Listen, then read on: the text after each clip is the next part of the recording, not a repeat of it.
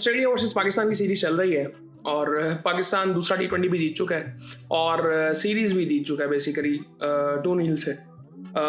कल आखिरी T20 खेला जाएगा। आज भी पाकिस्तान कह सकते हैं बहुत आसानी से जीत गया। सो आज तो आई थिंक परफॉर्मेंस बहुत ज़बरदस्त थी, बॉलिंग में, फील्डिंग में, बैटिंग बहुत ज़बरदस्त की सलमान ने आज फिर दोबारा। खैर पाकिस्तान टॉस जीत गया था और तो बैटिंग का फैसला किया आई थिंक। और आज ऑस्ट्रेलिया ने जिस तरह से चेंजेस किए थे उससे ये लगा मुझे कि पहले मैच में बहुत ज़्यादा इनमें ओवर कॉन्फिडेंस नज़र आ रहा था, जो आज थोड़े ये धीमे नज़र आए।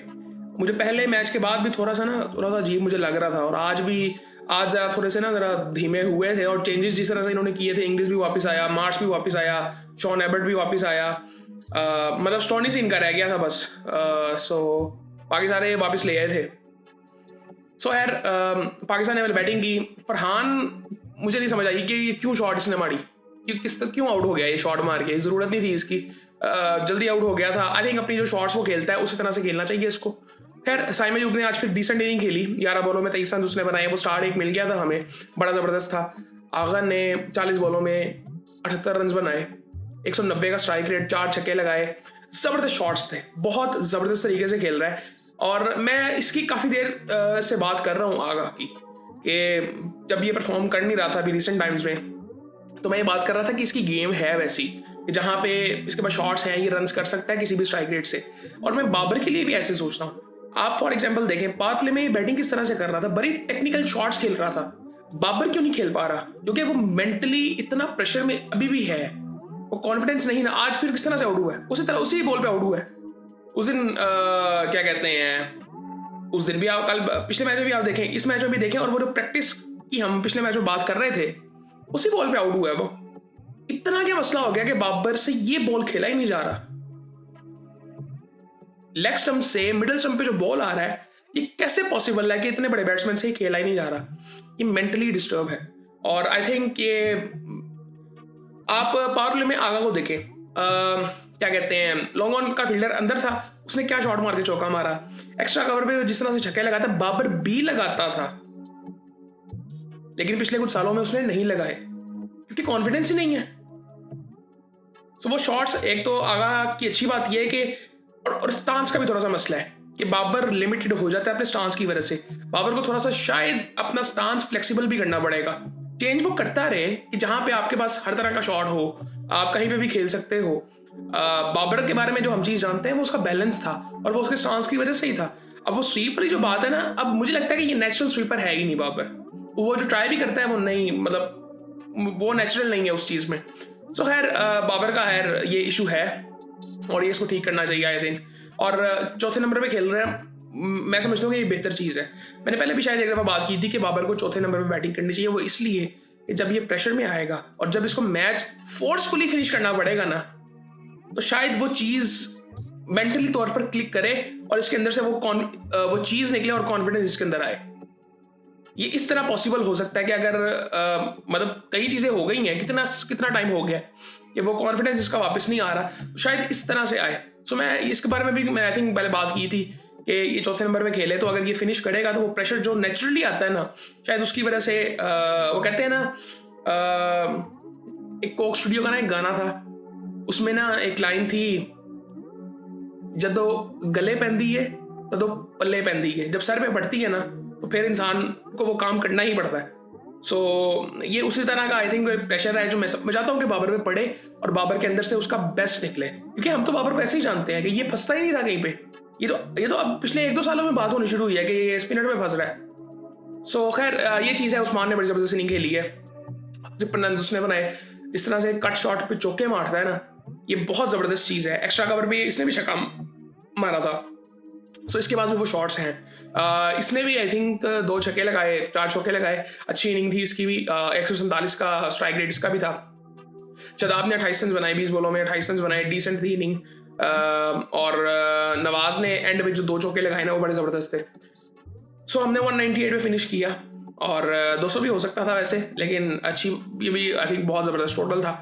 बॉलिंग की अगर बात करें ऑस्ट्रेलिया की, तो बटलेट को जो पिछले मैच में जिसने अच्छी बॉलिंग की थी, 4 ओवरों में उसको 52 रन पड़े, 1 आउट उसने किया। कॉनमैन को भी 40 रन पड़े, 33 रन पड़े, शॉन एबर्ट को, कॉनली को 30 रन पड़े, 27 रन पड़े, जी जैम्पा को एक आउट उसने किया आज, इसको बड़े सेंसिबली खेला है जो कि अच्छी चीज़ है। बाबर को इसने आउट किया है। मैथ्यू शॉर्ट ने एक ओवर में 16 रन दिए। ऑस्ट्रेलिया बैटिंग के लिए आता है तो मिचेल मार्श और ट्रेविस हेड ओपन करते हैं और मिचेल मार्श को ज़बरदस्त तरीके से, अच्छा वो अबरार को जिस वक्त लेके आए ना, तो मैं थोड़ा सा उस वक्त मुझे भी कन्फ्यूजन थी कि शायद इसको लाना ठीक होगा कि नहीं। जाहिर बात है वो ऑन द ग्राउंड है, वो बेहतर समझते होंगे, वो बिल्कुल रिजल्ट्स हमने देखे भी। फिर मेरा यह था कि वहाँ पे शायद इसको नहीं लाना चाहिए था, लेकिन वो रिजल्ट्स आ गया तो फिर आई थिंक बहुत ज़बरदस्त फैसला था कि अबरार को पहले लेके आए और जिस तरह से उसने मिचेल मार्श को आउट किया, मज़ा आ रहा था। क्राउड इतना ज़बरदस्त था लाहौर का। अब की लाहौर का स्टेडियम आप देखें ना, हम पिछले कुछ सालों में क्या बातें करते थे कि जी स्टेडियम में कुछ कोई नज़र ही नहीं आता। अब आप देखें एक एम्बियंस एनवायरनमेंट ज़बरदस्त होता है, हर कोई नज़र आ रहा है, क्वालिटी बेहतर लग रही है प्रोडक्शन की, सो मज़ा आता है देखने का मैच, एक्सपीरियंस ओवरऑल बेहतर होता है। कैमरन ग्रीन 35 रन उसने बनाए 20 बॉलों में। ये 25 करोड़ में बिका हुआ है। शुरू में ये भी फंस रहा था, लेकिन इसने एक ओवर इसको मिल गया था साइम का, इसकी वजह से इसका स्ट्राइक रेट यहाँ पे बेहतर लग रहा है, वरना ये फंस रहा था, इसको एक ओवर मिल गया था। और ये बाद में ये जो बातें कर रहे हैं ना उस्मान तारिक की, मैं पहले ना ये चीज़ आपको क्लियर कर देता हूँ। और ये जो बात करते हैं ना, इंडियन मीडिया में बातें चल रही हैं बस, और कहीं भी बातें नहीं हो रही। अच्छा, उस्मान तारिक के बारे में ना, ये जब ये IL T20 खेला था ना, इंडियंस को लगता था कि ये पहले पाकिस्तान खेला ही नहीं हुआ, और ये पहले पाकिस्तान खेल चुका हुआ है। PSL में जब ये खेला था तो इसके क्लियर पे ICC ने एक्शन लिया था कि जी ये क्लियर नहीं है, क्लियर करना पड़ेगा। और बाद में आई थिंक 2 दफ़ा इसने क्लियर किया था जब ये क्वेटा ग्लैडिएटर से खेल रहा था। 2 दफ़ा ये क्लियर कर चुका है और अब ये क्लियर है बिल्कुल, जो ये करता है ये बिल्कुल क्लियर कर चुका है। जो उसका हार्टेर आता है वो अपना वो कोनी का वो बता चुका है, वो दिखा के वो वीडियो में बता चुका हुआ है। ICC को सब कुछ ये पता है। अभी जो प्रेशर ये बढ़ रहा है ना, इनको असल में पता ही नहीं है, इनको लगता है कि आज इसका डेब्यू था, और शायद और ये इंडियन मीडिया पे ये भी चल रहा था कि शायद इसको डायरेक्ट इंडिया वाले मैच में खिलाया जाएगा। और आज भी बेसिकली मुझे टाइम पे लग रहा था कि शायद आज इससे ओवर करवाए ना जाए, क्योंकि ज़रूरत नहीं थी। लेकिन उसने जब कैमरन ग्रीन को आउट किया, और कैमरन ग्रीन भी वो हरकतें उसने शुरू कर दी थी, भाई तूने खेलना सीखना है ना। बहुत से एक्शंस थे ऐसे, मलिंगा आपने खेला नहीं है, स्पिनर्स बहुत से ऐसे थे।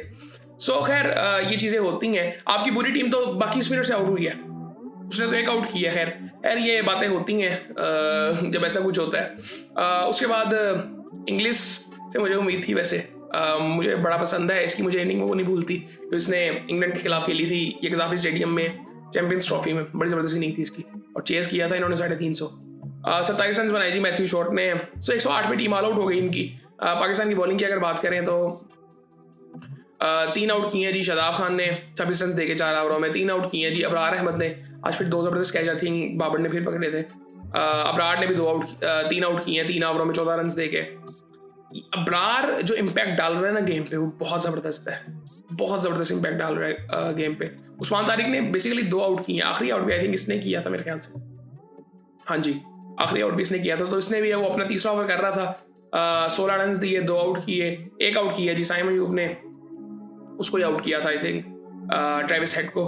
और बड़ा ज़बरदस्त मज़ा आया देख के, और वो जो आगे से रिस्पॉन्स भी फिर आता है ना अच्छे प्लेयर्स की तरफ से, तो वो अच्छी चीज़ होती है। मोहम्मद नवाज ने भी 1 आउट किया 2 ओवरों में 11 रन देके। सो ये सूरत हाल है जी। इंडिया वाला मैच भी चल रहा है, आज आखिरी मैच है उनका T20। सो खैर ये सूरत हाल है जी। कल पाकिस्तान का आखिरी मैच है ऑस्ट्रेलिया के साथ, और आज इंडिया का आखिरी मैच हो रहा है न्यूजीलैंड के साथ। सो कल आई थिंक अंडर-19 में भी एक मैच है पाकिस्तान इंडिया का, उसमें भी एक इशू चल रहा है। आई थिंक पाकिस्तान को 90 रन से जीतना, आई थिंक ऐसा कुछ है उनका कोई सीन, क्योंकि पाकिस्तान एक मैच हार गया था, और वो 2 राउंड्स के जो रन रेट है ना वो बेसिकली कंबाइन कैलकुलेट होना था, जिसकी वजह से मसला हो गया है। लेकिन ठीक है, कोई बात नहीं। अब कल का मैच फिलहाल जीतना चाहिए अभी, और वो जीतना, और वो अच्छे क्या कहते हैं रन रेट से जीतना है। सो देखते हैं कल उसमें क्या होता है। लेकिन कल पाकिस्तान का और ऑस्ट्रेलिया का भी मैच है, गजाफी में ही मैच है, 4 बजे ही मैच है। ये टाइम बड़ा ज़बरदस्त है वैसे, 4 बजे या 7 बजे मैच, 7:30 बजे मैच खत्म, बिल्कुल ख़त्म है मैच। लेकिन ये थोड़ा सा ना एक क्या होता है कि पाकिस्तान ने दोनों मैचों में पहले बैटिंग की, क्राउड दूसरी बैटिंग में आया, अब क्राउड फारिग भी हो गया है। सो क्राउड ने एक साइड ही देखी, एक इनिंग ही देखी। सो खैर ये सूरत हाल, लेकिन मुझे ये टाइमिंग बड़ी ज़बरदस्त लग रही है मुझे तो।